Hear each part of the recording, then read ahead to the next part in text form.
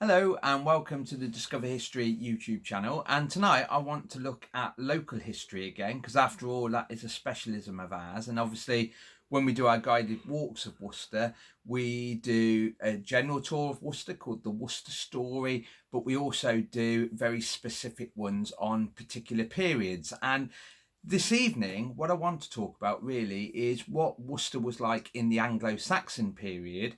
And obviously in a 15-minute video it's very difficult to get all that in, so just like all the others that are in our playlist under local history, they are really an introduction to the topic. If you want to know more, then obviously you need to delve in a little bit more detail. And if you do want to delve a little bit more into the Anglo-Saxon period, I've got three books that I would recommend. They are three books which mentions Worcester, or Worcester is in them. And the first one is obviously this one, which is quite a chunky book, and it's probably the most modern book that I've got specific to that period in history really. So this is called Mercia, the Anglo-Saxon Kingdom of Central England.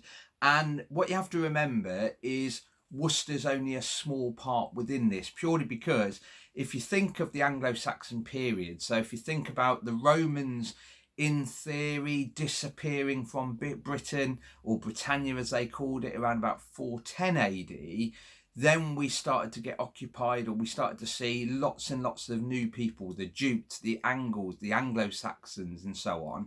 And eventually when the Anglo-Saxons settled here in Britain, they actually occupied this country in big, powerful royal households. Basically, it wasn't one unified kingdom. So for example, you get Northumbria, you get Wessex, for example. These are two very, very famous royal households really, or royal areas of Britain. And obviously the area we're in is Mercia, and if you ever look up Mercia, it is an absolutely massive area. It literally goes up to Northumbria, and obviously it goes down into the West Country, into the Kingdom of Wessex. So it is a very, very large area. So it's a good book, but Worcester is only a small part in it because this covers the whole of the Kingdom of Mercia. Interesting fact, the what would technically be the county regiment today, which used to be, for example, the 29th Regiment of Foot, or the Worcestershire Regiment, or the Worcestershire and Sherwood Foresters, is now known as the Mercian Regiment. It's quite interesting now. In a way, we've gone back to the original, for example, the original Royal Kingdom of Mercia. So we get the Mercian Regiment.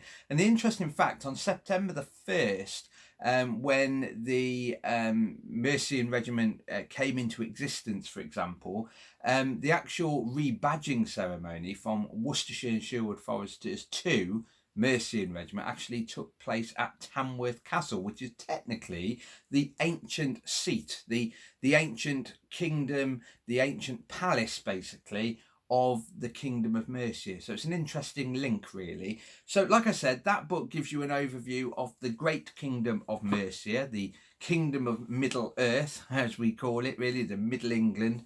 Then we've got this relatively old book.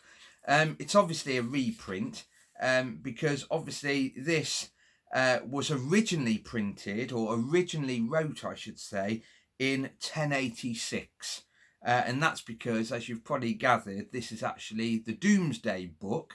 But whereas the Doomsday Book is a large document written on parchment, for example, this is the rewrite, or shall we say the reprint of it. And this was printed in 1982. Obviously, the Doomsday Book is a big document anyway. It covers the whole of what they would have referred to at times as Angleland, home of the Angles.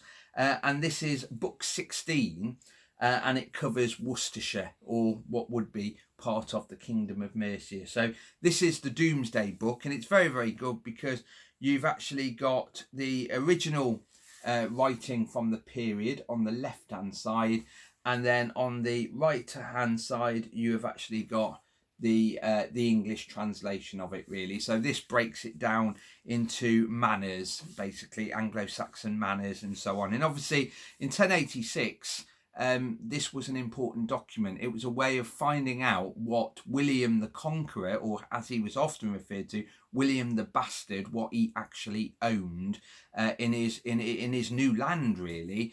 And you have to remember the Anglo-Saxon age came to an end in 1066 with the Battle of Hastings, and obviously it was later on in 1086 that the Doomsday Book was written. So the Doomsday Book is a good one to flick through to see what Anglo-Saxon Worcester or Anglo-Saxon Worcestershire was like. And like I said, the big chunky book on the big Kingdom of Mercia. So in a way it's sort of Worcestershire within the Kingdom of Mercia.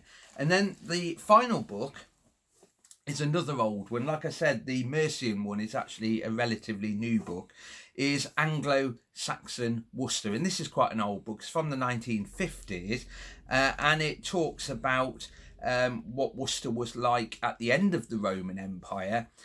So about 410 AD, so the 5th century, and then the coming of the Anglo-Saxons, and then it takes you all the way through with eventually the Battle of Hastings and Doomsday, for example, the Doomsday Book. So it's a good chronological order of what that period was like. Anyway, let's have a look at Anglo-Saxon Worcester, and as we always do when we do guided tours, we've got maps that I drew some time ago, giving a little snapshot of what life or what Worcester would have looked like. So that is my artistic representation of what Worcester would have looked like.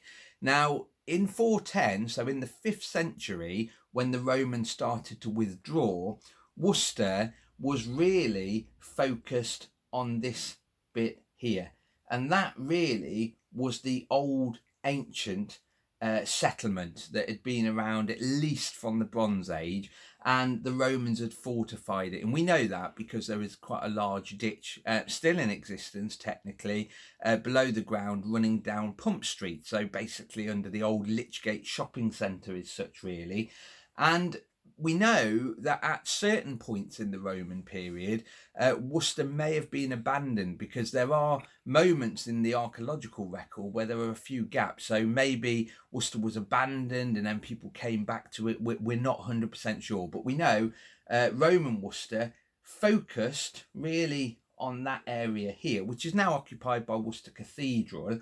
And then eventually there was more buildings springing up outside. And we know Roman Worcester was relatively large right at the end of the Roman period, so right at the end around about the 5th century, because we actually know there was buildings stretching all the way down to Britannia Square, for example. We also know where the Hive is built, for example, there's a large Roman building there, and I actually helped excavate that when they were building the Hive many years ago now.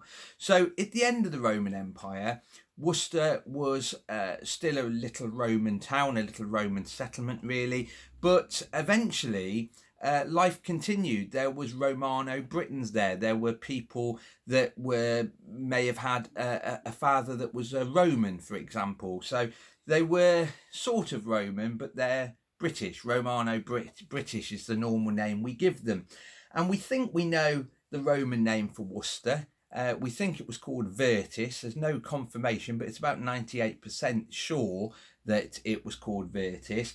And in the period that followed, so in this era of the 5th and 6th century, when the Anglo-Saxons settled here, Worcester actually changes names. It's quite interesting that period that we used to call the Dark Ages, or what we now call the early medieval, Worcester changes quite a bit. So there are many names for it, and these include Vigornia, Wigornia. We also have one called Wigoran, and if you know Worcester, there's a new complex of housing, a new development, which is being called Wigoran Park. And then we also have names such as Wigornastra, which is one of my favourite names, really. And we also have Worcester as well. So you can see in that period, we're changing names, and that's really down to our language, because we've got Latin, we've got the influences from all these newcomers, including the Angles, the Saxons, the Jutes, and then we get the formation of really Old English, the early English that we used to speak. So you do get many name changes, and even the alphabet changes. You know, we have V's that are eventually removed, and V's become W's, and like I said, that's why we get things like Vertis, and then it becomes eventually Worcester and what we now know as Worcester. So in the Anglo-Saxon period, there was a lot of houses, and there was more houses being built outside the old Roman fortification, really. And we know, because it was such a dangerous period, a lot of people coming up and down the river raiding, basically.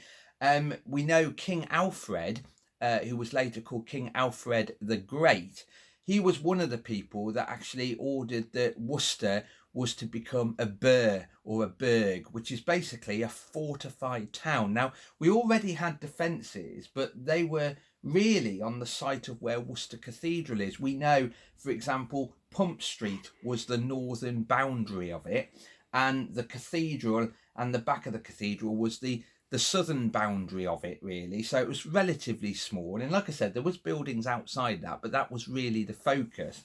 So orders were given, and we had to build a new fortification, so it became this fortified town. And what they did is extend it. Now, they didn't really go south, and they didn't really encroach to the east too far, purely because that was pretty boggy ground. That was marshland, really. We know that even in the 17th century, really. And it was mainly because of Frog Brook, which ran along here and entered the river just there, which is pretty much where the boathouse is for the King's School, and also where Diglis House Hotel is, really. It's that sort of area. And therefore, we tended to go north, and we don't really like that side. That was too close to the land of the foreigner, Wheelers land, Wales, basically. So we go north. So Worcester's always had this very unusual sort of long formation going all the way to the north. So we go north, and the new defence that would have been added on, really, this extension, would have been pretty much like the Roman one. So they would have excavated a large ditch. That was very, very important to limit how many people could get into the town. And then the soil that came from the ditch would have been thrown up to make an earth bankment. And then they would have palisaded it or fenced it on the top, really, leaving just entry points, gates, to allow people to come in and out. And Worcester became quite an important place. We know, for example, what we would now call the church in Worcester developed quite considerable in this era. And it's quite interesting because the Christianity came to Britain as early as the Roman period, really, and it was more of an experiment, and it never really took hold. But we know with the Anglo-Saxons, Christianity becomes a big thing, and we have quite a few churches, very early churches in Worcester.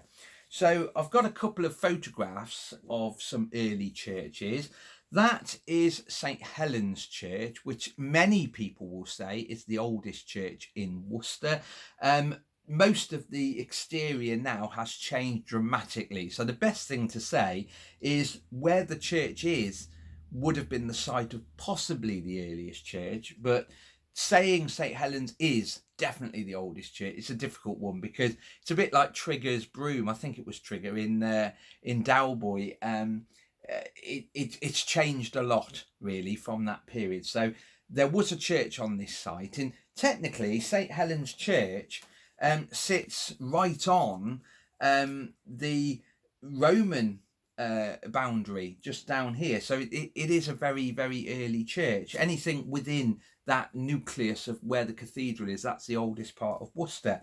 But then we also have one of my favourite churches, which is now Mag's Day Centre, and that's St Alban's Church. And once again, the words St Helen and St Alban, these are very early Christian saints.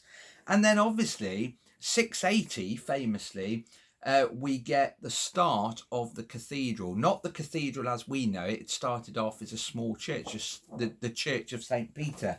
And like I said, there was quite a few churches within this new fortified town, this burg or burh really.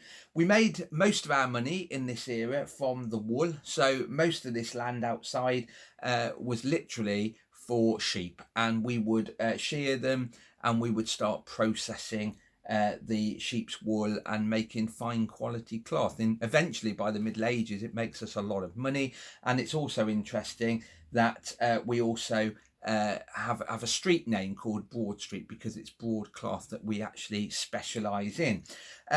The bridge across the river is pretty much where the main river bridge is today, and the viaduct, it sort of sits in between really, and it was kept outside a lot of the defences. But the Anglo-Saxon period is quite a long one, so we often say it starts with the evacuation of the Romans really in the 5th century, and it goes up to 1066. So this is probably what it looked like in those early days, but eventually there was a lot more buildings starting to appear. But this fortified town as such pretty much stayed like that until we get the new city wall in the 13th century, for example.